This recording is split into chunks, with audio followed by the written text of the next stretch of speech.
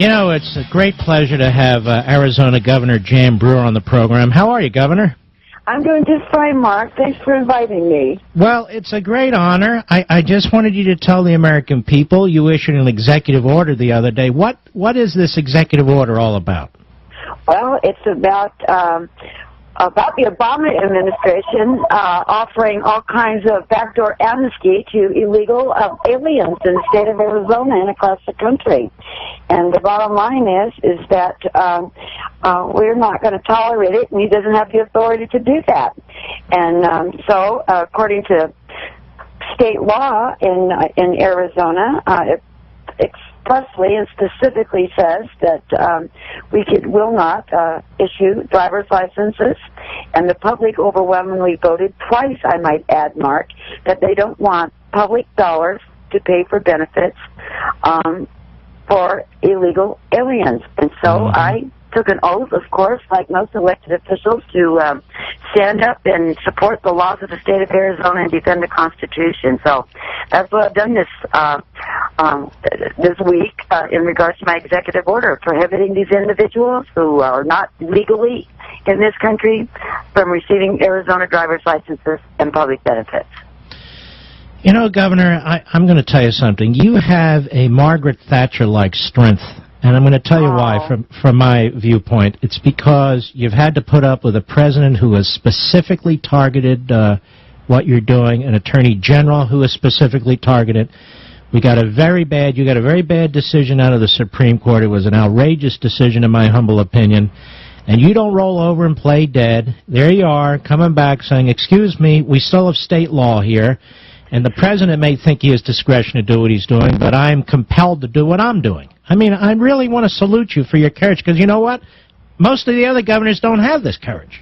Well, thank you. I appreciate that, particularly coming from you. But, you know, I've been in public office for a while, and I did it out of service to my state. And I believe in the rule of law, and I believe in the Constitution, and I believe in the laws of the state of Arizona. And more than that, I believe in the people of Arizona. And I think that the majority of the people, not only here in our state, but across the country, agree with me.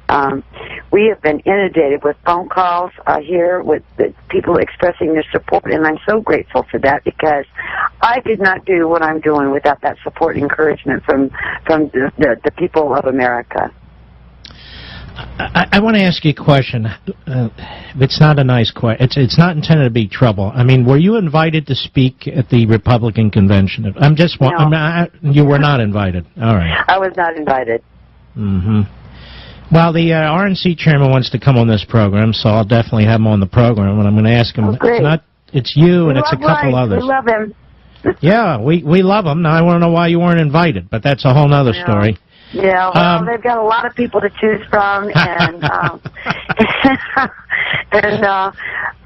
you know, I'm busy. I'm going to be there. I'm leading the Arizona delegation, so I'm all excited about once again attending my 5th GOP convention. Wow. And it's always exciting to be part of that. So I'm looking forward to it. Now, are you excited about the choice of Paul Ryan, like so many of us are?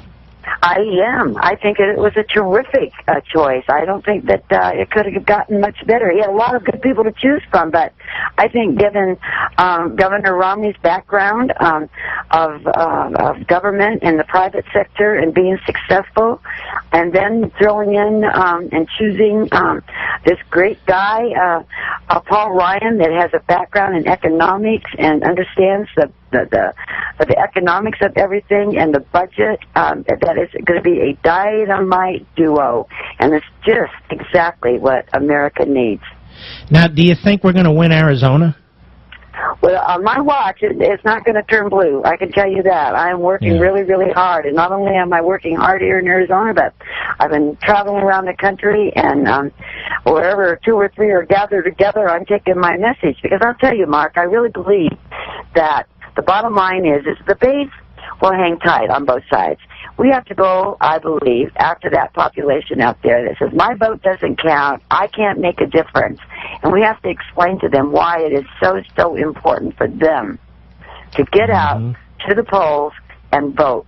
This election is just far too important for anybody, for anybody to sit back and not participate. And it's our jobs, and you're doing a great job, by the way, of getting that information and educating people. And I'm trying to do my part of crisscrossing the state, doing the very same thing. And if we can get those people out and get them to understand what is at risk here, we will win this election. Now, when is your term up? I'm just curious. Well, you know, I assumed the last 2 years of Janet Napolitano's term. So we have term limits in Arizona, and we're limited to 2 4-year terms. So some people will say that I can't run for re-election. Other people will say that, well, assuming a 2-year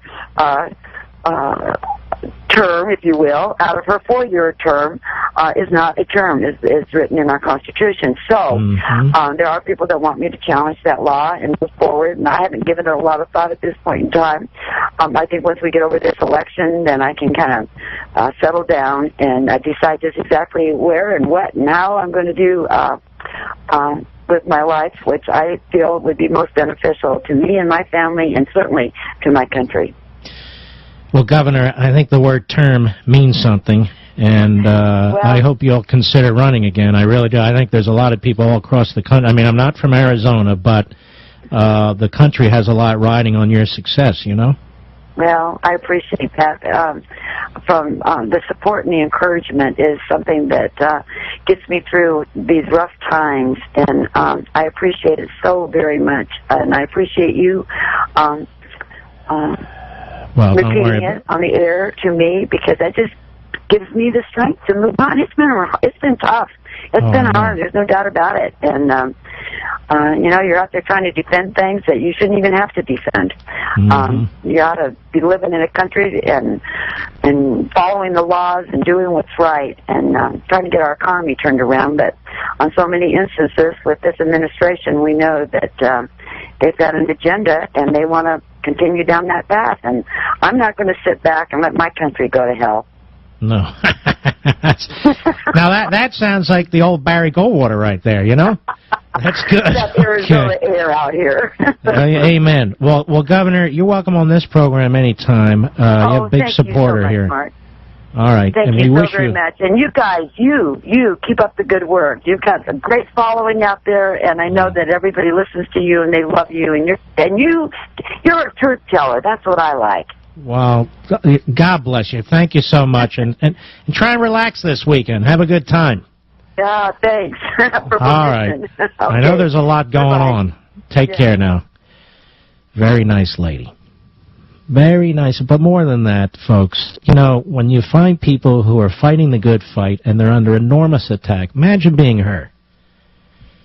Portrayed as anti-this and anti-that and racist this and racist that. She's just trying to uphold the law. She's none of those things. None of those things. And I hope she runs again. Of course, they'll try and stop her. But she wasn't invited to speak. But Jeb Bush is, so that fixes that. But we wish them well. We wish all of you in Arizona well. You've got a great governor. There's a lot of people listening to the program in states where they don't have a great governor. So